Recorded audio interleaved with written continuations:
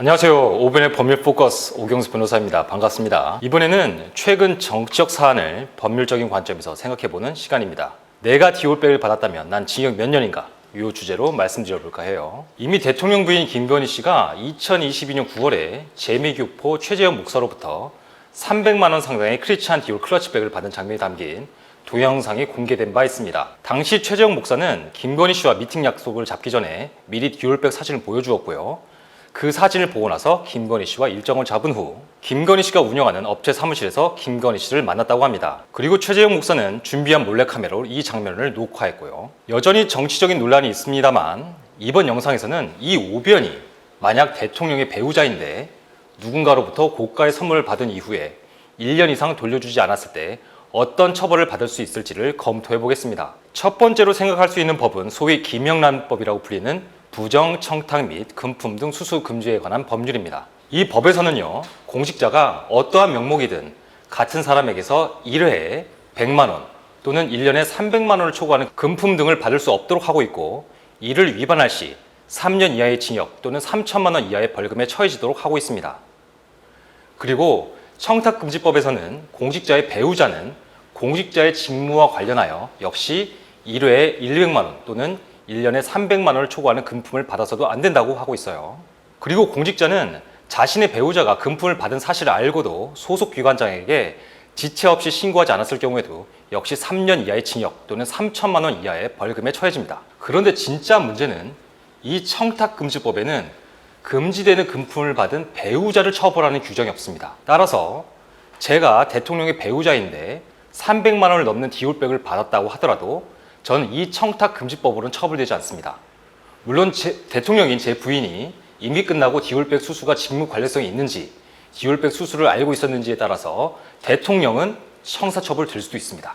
그럼 청탁금지법, 소위 김영란법으로 대통령 배우자를 처벌할 수 없다면 형법상 뇌물죄는 어떨까요? 일단 뇌물 액수가 3천만 원이 넘어가면 형법이 아니라 특정 범죄 가중처벌 등에 관한 법률에 따라 가중처벌되기도 하는데 이 디올백은 300만 원 조금 넘으니까 일단 이 법 적용은 없습니다. 그런데 뇌물죄가 성립하려면 금품을 받은 사람이 반드시 공무원이어야 합니다. 이것이 아주 중요합니다. 수뢰죄처럼 일정한 신분을 가진 사람만이 범할 수 있는 범죄를 신분범이라고 하죠. 그런데 대통령의 배우자는 공무원이 아니죠. 그럼 수뢰죄가 원칙적으로 성립할 수 없습니다. 다만 대통령의 배우자인 제가 디올백을 받은 이후에 수뢰죄로 처벌받으려면 요건 하나가 필요합니다. 그 요건은 바로 대통령과 대통령의 부인이 뇌물수수의 공범이라는 법적 평가가 가능해야 한다는 것인데, 법적으로는 비신분자가 신분자에게 가공한 경우에 비신분자는 신분자와 공범이 된다는 것인데 요 말은 잊으셔도 됩니다. 참고로 박근혜 전 대통령의 대법원 판결을 소개시켜 드리겠습니다.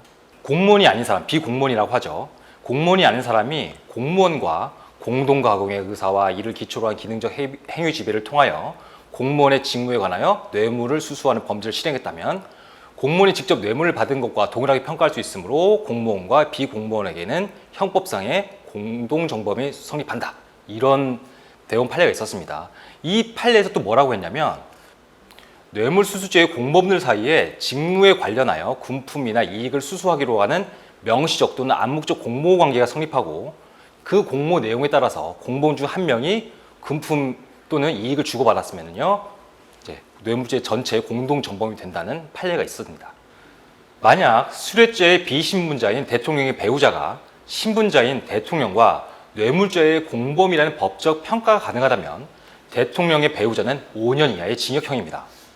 자, 이 내용을 정리하자면 대통령과 그 배우자인 저 사이에 디올백을 받겠다고 하는 명시적 암묵적 공모관계가 있었고, 그 공모관계의 내용에 따라서 제가 디올백을 받은 것이라면 저는 감옥에 가야 합니다.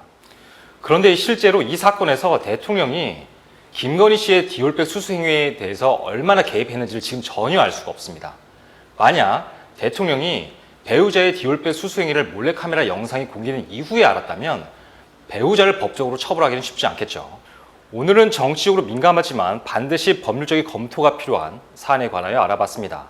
오변의 법률 포커스, 더욱 핫한 주제와 확실한 정보로 돌아오겠습니다. 감사합니다.